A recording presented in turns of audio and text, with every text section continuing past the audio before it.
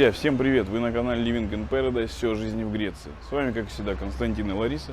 И сегодня мы подготовили для вас классный ролик об одном из тех мест, где каждый путешественник, который прибывает в Грецию, просто обязан побывать. Это неописуемая красота, неописуемая природа, неописуемые монастыри, которые были возведены достаточно давно. Это место называется Метеора, что означает «парящие в воздухе». Ролик получился достаточно большим, мы очень старались, поэтому поддержите нас лайками, подписывайтесь на канал, ну и погнали путешествовать. Недели две, наверное, 3 машины вообще не пользовались. Вся она грязная, поэтому перед поездкой решили заехать на такую мойку, где сам моешь. Ну, по большому счету такая забава, но плюс в том, что здесь очень быстро, нет народу, то есть быстренько ополоснули и поехали.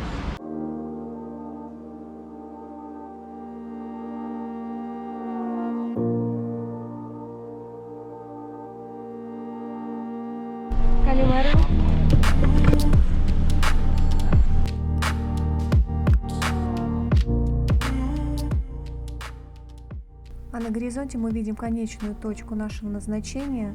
Греция имеет немало достопримечательностей, от которых захватывает дух, но монастыри Метеоры, стоящие на вершинах гигантских скал, это бесспорно одно из главных ее сокровищ. Друзья, мы наконец-то прибыли в город Каламбака, который находится прямо у подножия этих величественных скал. Дорога у нас от города Салоник заняла 2 часа 40 минут. В принципе, в этот городок можно добраться не только на машине. Здесь проходит и железная дорога, и автобусы идут из Афин, из Салоник. То есть, по сути, это, в принципе, центральная часть Греции. Сюда добраться достаточно просто. Можно приехать сюда, например, на поезде и уже здесь взять туристический автобус, который вас поднимет наверх. Там походите по монастырям, посмотрите на красоты горные. Ну а мы пока восхищаемся вот такими пейзажами.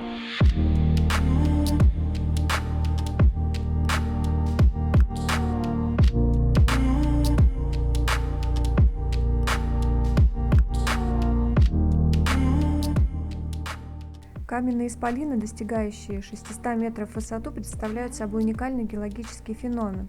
И оказавшись здесь, каждый путешественник задается вопросом, как могла природа сотворить такое чудо.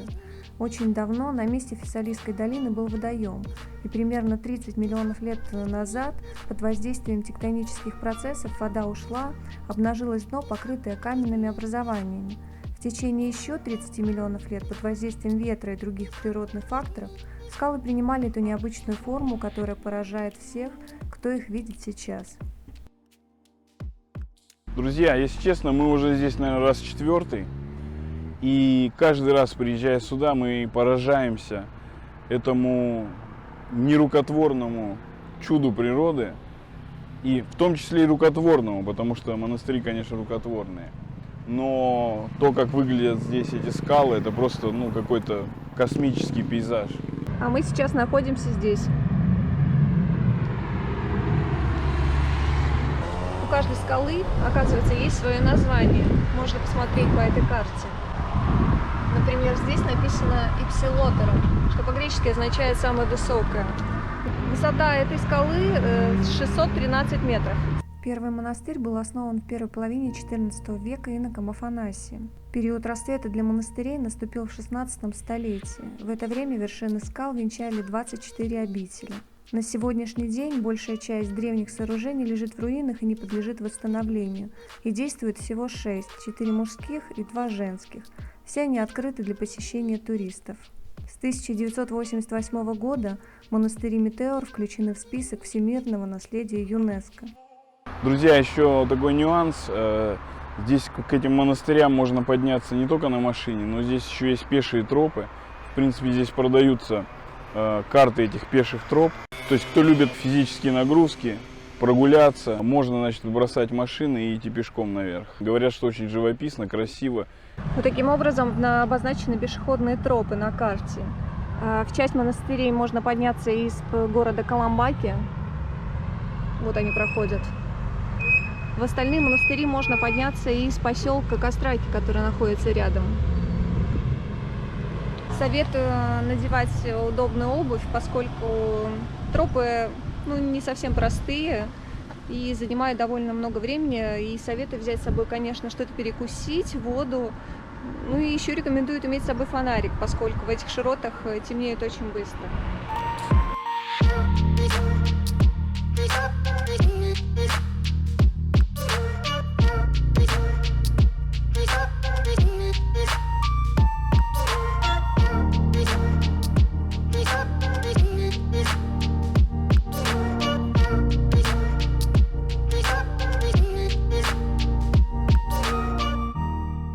Стоимость входного билета в каждый монастырь варьируется от 3 до 6 евро.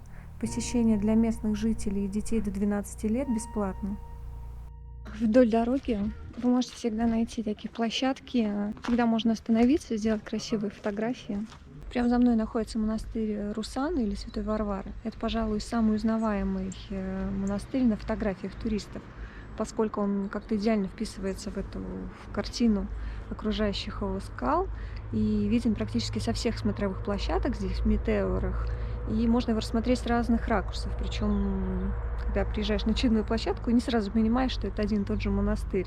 С разных сторон имеет, конечно, абсолютно разную картину и очертания.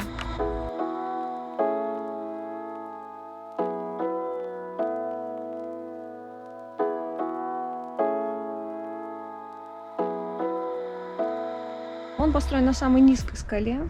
Точная дата его постройки неизвестна, примерно 14 век. Предполагается, что название этого монастыря происходит от имени первого отшельника, поселившегося здесь, либо от местечка Руссану, откуда он был родом, здесь недалеко, в Центральной Греции. Во время Второй мировой войны он был сильно разрушен и восстановлен только в 80-х годах прошлого века. Для того, чтобы попасть в монастырь, придется сначала подняться по такой лестнице. Есть лавочки, чтобы немножко отдохнуть между подъемами.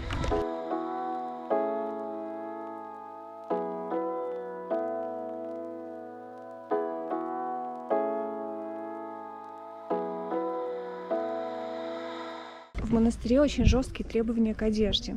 Мужчины ни в коем случае не должны быть в шортах.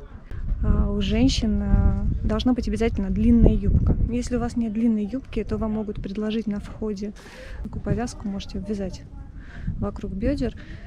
Но у меня с собой была шаль, поэтому пришлось придать себе такой вид. Ничего не поделаешь. Правила очень строгие, проверяют на входе всех. Вид, конечно, отсюда открывается просто великолепно. В монастыре Русана можно увидеть монастырь Святого Николая и монастырь Варлаама. Покровительница этого монастыря – праведница Варвара, которая пострадала от гонений христиан во время правления Диоклетиана. Она родилась в Сирии и была дочерью известного богатого язычника. И без ведома отца приняла христианскую веру и крестилась. Когда, естественно, отец об этом узнал от неких доносчиков, передал на суд свою дочь местному наместнику с просьбой жестоко ее наказать. После долгих и мучительных пыток Варвара отдала дух Богу. Здесь хранятся ее мощи, оберегаются монахинями. До 1897 года подъем в монастырь Русану осуществлялся только по веревочным лестницам. И только потом построили небольшой мостик между двумя пропастями, что облегчило доступ к этому монастырю. Несмотря на строгий уклад жизни в этом монастыре, можно заметить, как хорошо ухожена территория, очень красиво. При посещении монастырей нужно соблюдать строгие правила. Как я уже говорила, обязательно одежда, соответствующая требованиям. И кроме того, здесь нельзя громко говорить, громко смеяться, дабы не нарушать устав жизни, такой образ, затворнический образ монахини. Поэтому, пожалуйста, уважайте чужие правила и не шумите. Я считаю, что осень – самое удачное время для посещения метеор. Во-первых, уже нет такой жары, но очень тепло, очень комфортно. Конечно, уже не такой наплыв туристов. Но и все деревья уже приобретают осенние краски, желтые, красные. И сочетание с этим рельефом это просто неповторимо. Поэтому рекомендую осень. Это очень удачное время для посещения метеор.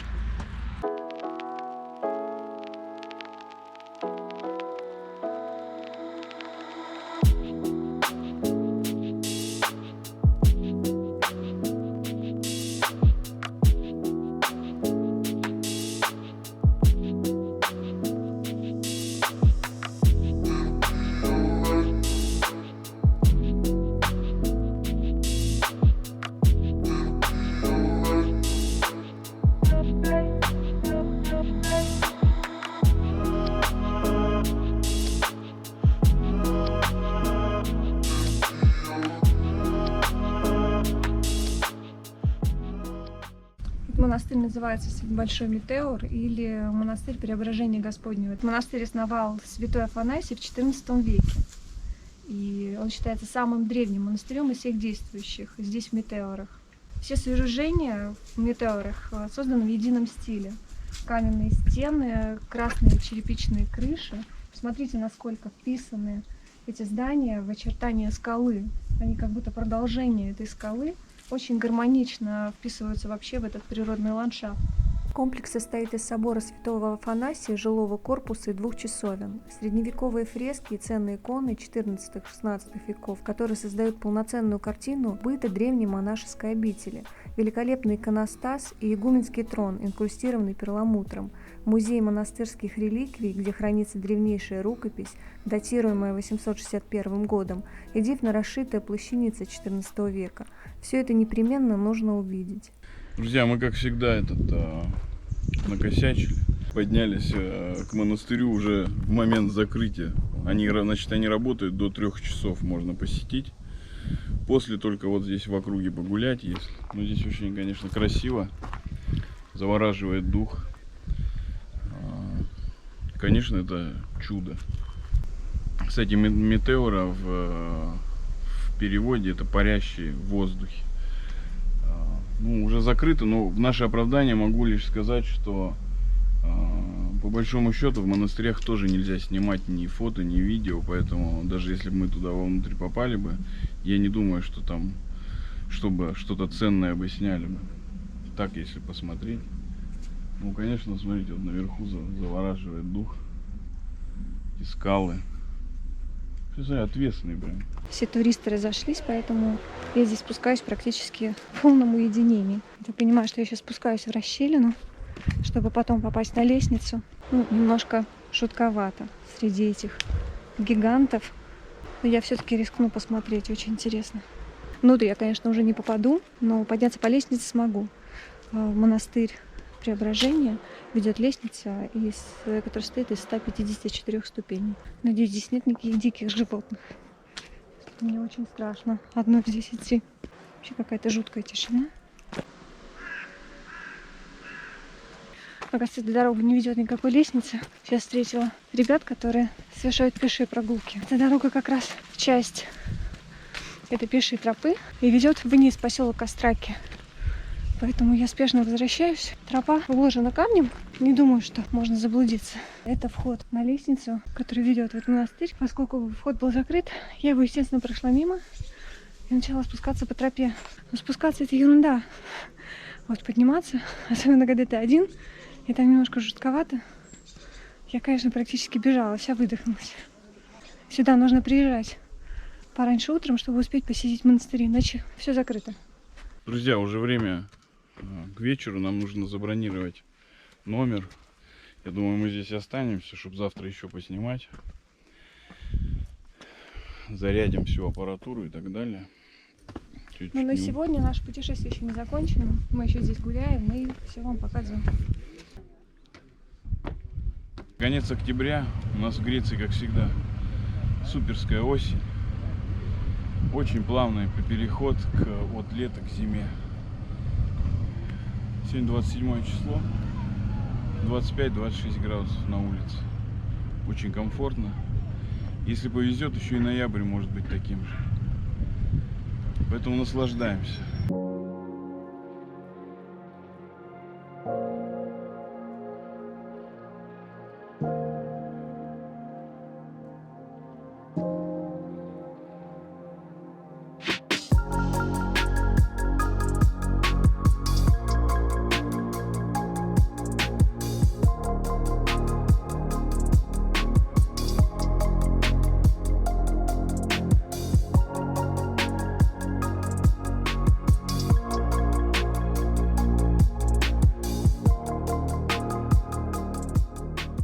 Монастырь Варлаама назван в честь первого отшельника, поселившегося в этих местах. Он построил здесь небольшую церквушку всех святых и прожил здесь до конца всех своих дней.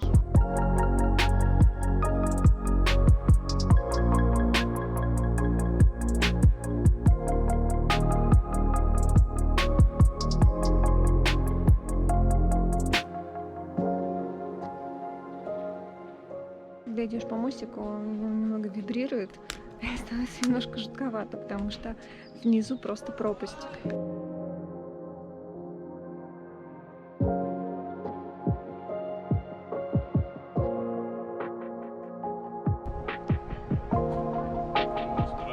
Классный вид отсюда тоже. Такой вид классный.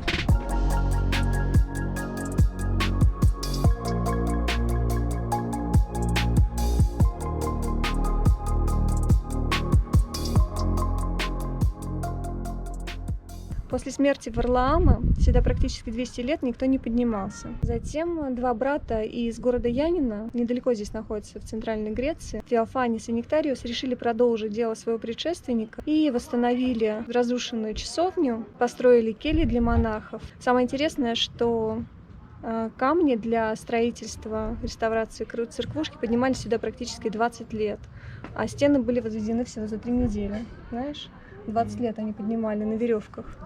Это сейчас здесь система такая современная, канатная дорога, дороги хорошие проложены. А тогда все поднимали обычными веревками в корзинах. Таким образом поднимались и монахи наверх. Ты бы поднялся? Нет?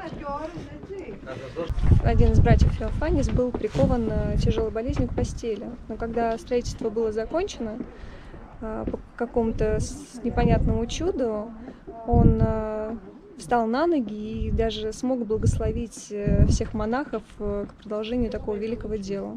После чего он, значит, скрылся в своих покоях и, к сожалению, ушел из этого мира.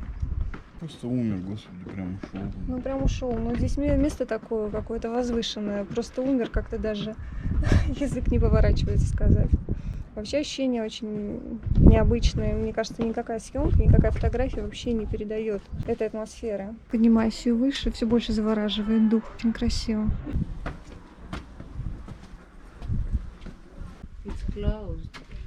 Кристина? Так, пролавом. Завтра он не работает, кстати. Да? Да, этот монастырь не работает. Ну, главное, мы зашли на территорию, полюбовались видом. Да. Потому что вид здесь потрясающий.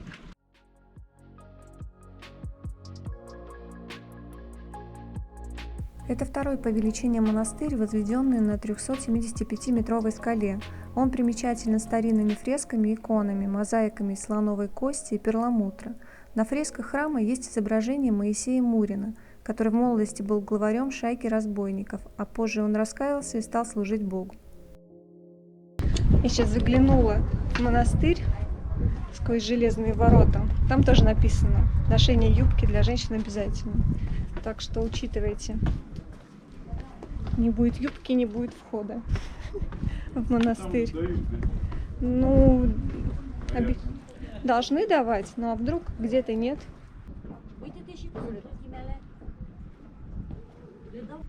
Что ты призадумался?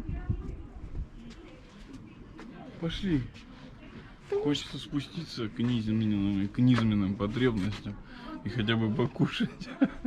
Пошли.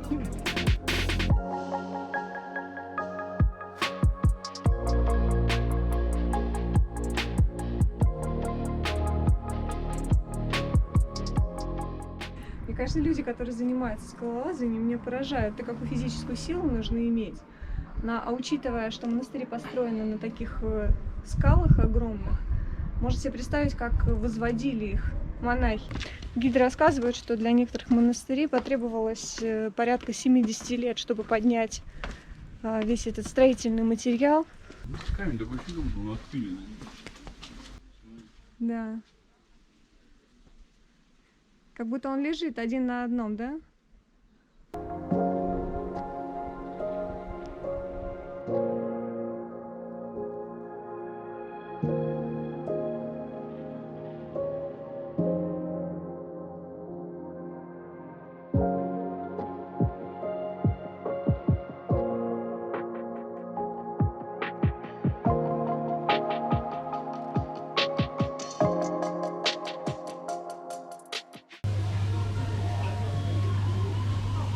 Небольшое меню. В основном мясо, салаты. Да, друзья, и одновременно мы кушаем и ищем гостиницу. Цены сейчас в среднем 60-80 евро ночь. Ну, есть какой-то хостел, там 30 евро. Ну, соответственно, в хостел, конечно, мы не пойдем. Сейчас найдем что-нибудь и вам покажем.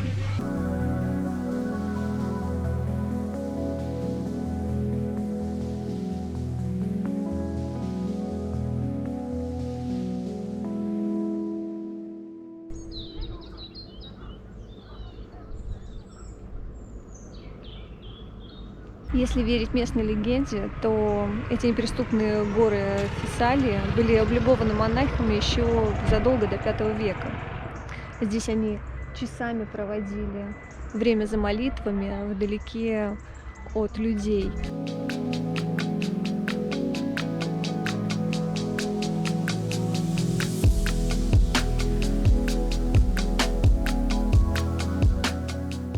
Как только не пытаются запечатлеть себя туристы на фоне этой природной достопримечательности. Но могу сказать, что ни одна фотография, ни одно видео не передает того восторга, который ты ощущаешь вообще здесь, находясь вживую.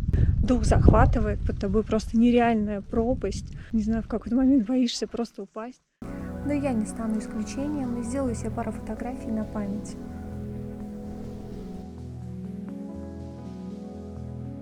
А у нас вечереет. На сегодня наша прогулка закончена.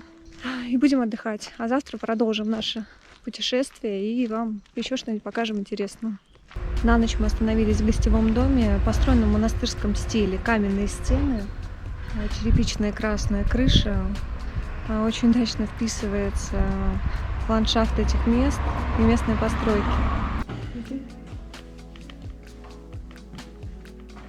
Друзья, мы сняли, значит, комнатку в гостинице. Такая гостиница с бассейном, конечно, уже прохладно купаться. В общем, такая комнатка. У нас вообще первый этаж.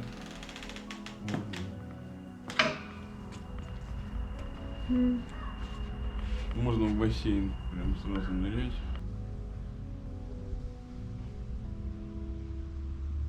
Друзья, значит, мы переночевали в гостинице. Ну, достаточно неплохая гостиница. Сейчас позавтракали и будем выдвигаться снимать монастыри, там виды и так далее. Только так случилось, что сегодня день Охи, это греческий большой праздник. О нем мы, кстати, снимали видео, кому интересно.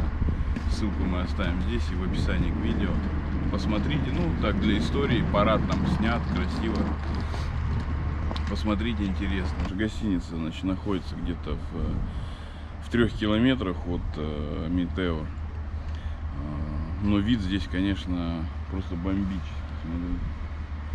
Мне кажется, камера это не передает. Здесь прям как стена.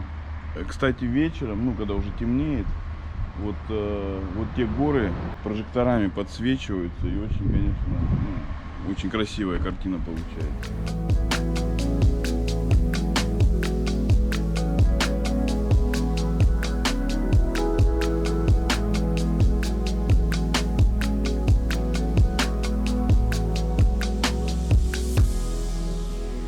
На большой скале в центре есть удивительное место – тюрьма для монахов, где монахи проводили свое время в заключении в качестве наказания за какие-то прегрешения. Есть, конечно, и другая версия, что это просто было место уединения. Эта тюрьма представляет собой глубокий грот с деревянными перекрытиями. К этой скале ведет тропа пешеходная. Можно, в принципе, подняться, но без особой экипировки это довольно сложно и опасно, поэтому мы не рекомендуем. Друзья, по сути, это такая прям отвесная скала, но 2 отчаянных парня где-то сейчас на середине этой скалы карабкаются наверх. Дроном я не рискнул близко подлететь, потому что, ну, вдруг отвлечешь людей, еще что-нибудь, на всякий случай, чтобы ничего не случилось. Но как бы, немножко их сняли. Не знаю, мне даже смотреть на них страшно, дух захватывает.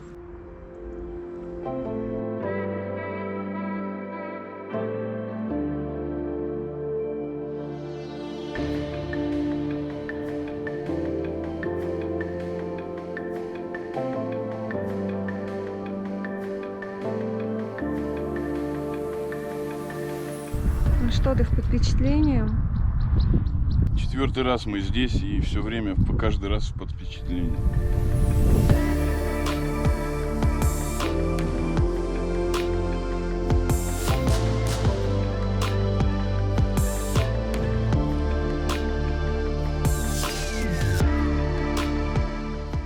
Мы сейчас находимся возле монастыря Святого Стефана XIV века. Пожалуй, это самый легкодоступный монастырь, поскольку здесь не нужно подниматься ни по ступенькам, ни по тропам. Здесь можно подъехать прямо к монастырю на машине. Кстати, раньше въезд в этот монастырь преграждался подъемным мостом, сейчас его уже заменили на стационарный, поэтому вообще никаких сложностей нет попасть внутрь. Это очень богатый монастырь, ему принадлежат поля, виноградники, стада. И монастырь является просветительским центром местным. Здесь проводятся различные выставки, лекции, читают даже лекции по иконописи. И монастырь владеет богатыми коллекциями книг, переносных икон.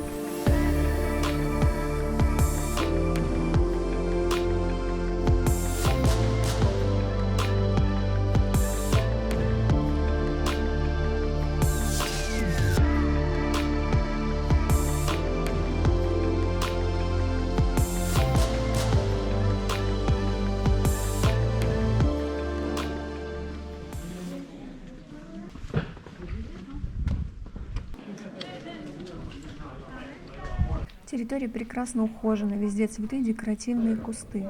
Чтобы поднять грунт для их обустройства на безжизненные камни, потребовалось несколько десятков лет. Зашли в монастырь. Здесь действительно красиво, ухоженно. Со смотровой площадки открывается фантастический вид на город Каламбак и на хребет.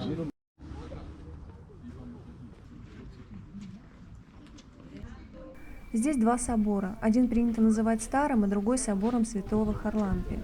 Его построили значительно позже, в XVIII веке.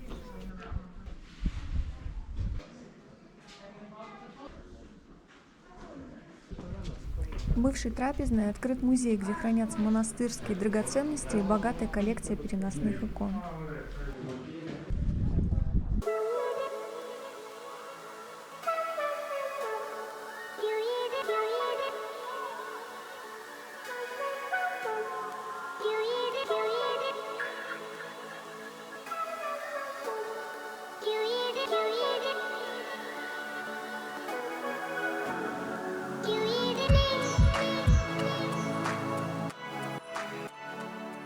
Ты прикалываешься, мы будем подниматься здесь надо.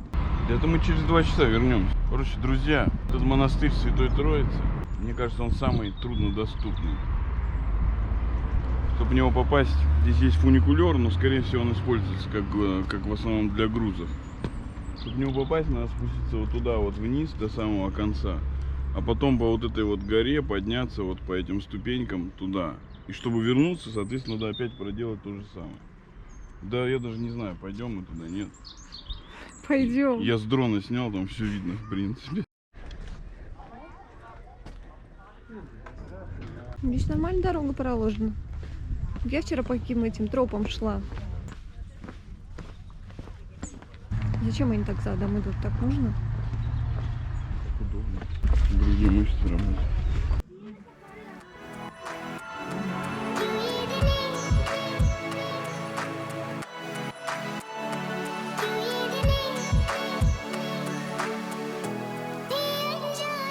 Ну, на самом деле не такой большой спуск. А сейчас ступенечки начнутся. Ты сейчас пойдешь до машины, а я спущусь к Каламбаку, там меня заберешь. Это проще, чем подниматься наверх. Поверь мне, ты еще долго будешь идти. Этот монастырь возвышается на скале 400-метровой. Туда ведет 140 ступенек. Я не пойду. Не пойдешь? Да нет, ты что? Я тогда пойду. Ну, хочешь, иди. Сейчас тебе отдам куртку. Друзья, короче, Константин не идет. Да это слишком сильная нагрузка. Я не осилю. Уверен? Ты пойдешь туда? Да. Все, кот, ты меня покидаешь? Я пойду пока это. Подготовлю к съемке, все. Ты пока поднимись. Наверх идут каменные ступени, они вырублены прям в скале. Начинаем восхождение. Каждый раз вид все будет краше и краше. На самом деле здесь небольшие передышки. Не везде ступеньки есть относительно ровная поверхность. Где там вижу Константина. Эти 140 ступеней проложены еще в 20-х годах прошлого столетия.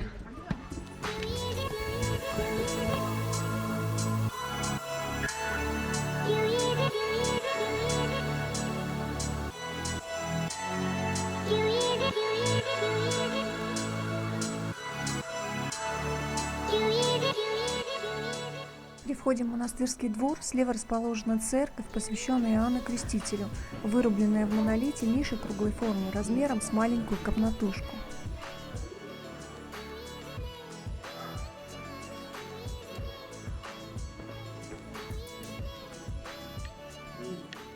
Поражает не только архитектура здешних мест, но и вид, который отсюда открывается. Долины реки, горные хребты, вид на город прекрасный. Это все очень впечатляет.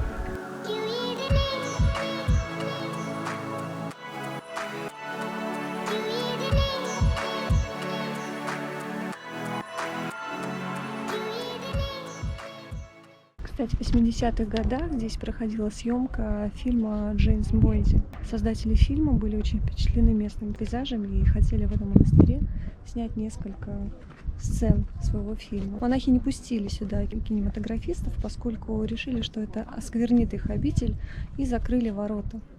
Вот такая есть интересная история.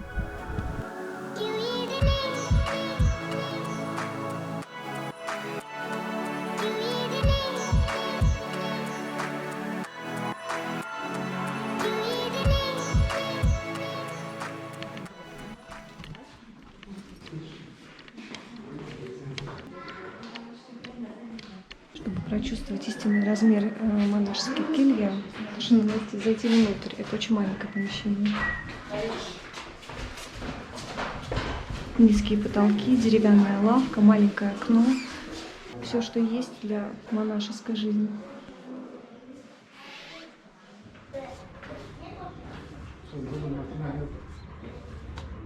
Кстати, в монастыре Святой Троицы сохранилась плетеная сетка и механизм для поднятия наверх. Сейчас, конечно, это уже не требуется, существует современная канатная дорога и ступени, которые проложены в скале. Один известный русский путешественник, Григорович Барский, после своего длительного путешествия, которое продолжалось 20 лет, он возвращался домой и проезжал по территории Греции. Решил подняться в один из монастырей. Правда, это был не Святой Троицы, а Варлаама. Но, в общем, когда он поднялся наверх, он спросил у настоятеля монастыря, как часто меняют веревки. На что ему настоятель ответил, что только тогда, когда они порвутся. В общем-то, это, наверное, не для слабонервных, поскольку поднятие занимало приличное количество времени, 30-40 минут, и все это время нужно было еще уклоняться от ударов об каменную стену.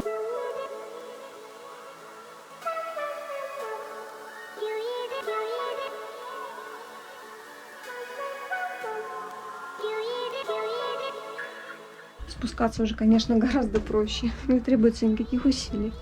Но меня еще ждет подъем наверх в машине. Очень живописный спуск.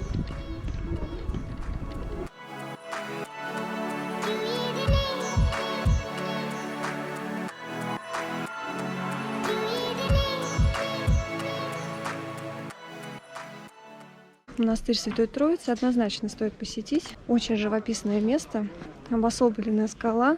Красивый вид, но и внутри очень интересно. Но, если честно, сегодня очень много туристов. И не только туристов, но и местных греков. Поскольку сегодня праздник, день Охи, у всех выходной, греки тоже выбрались в мини-путешествие. Друзья, пока мы добираемся до одного из монастырей, пока не забыл, подписывайтесь, ставьте лайки, ну, как-то оценивайте нашу работу, пишите комментарии, всем рады. Спасибо.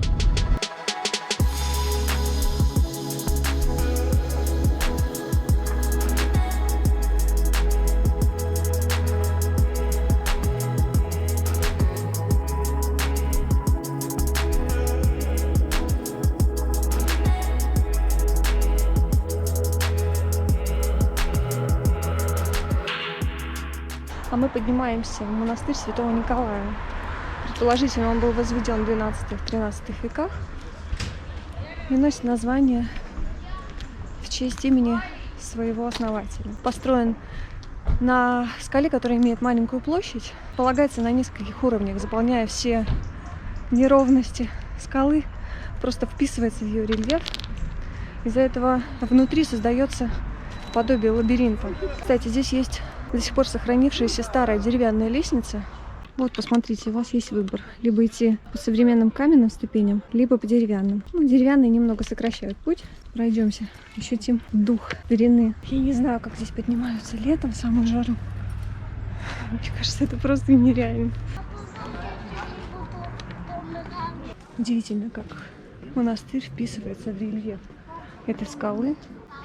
Это, конечно, поражает.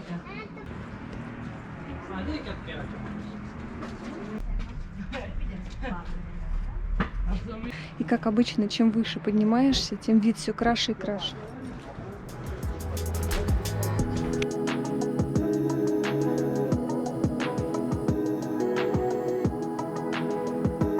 На каждом уровне расположен свой храм, часовня Святого Антония, церковь Святого Николая и церковь Святого Иоанна Предтечи.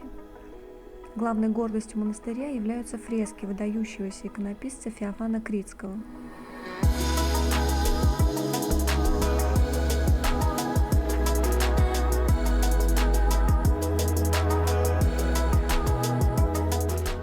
Самая высокая точка монастыря – это обзорная площадка с небольшой колокольней. С этой площадки открывается впечатляющий вид на окрестности, в том числе и на руины нескольких храмов.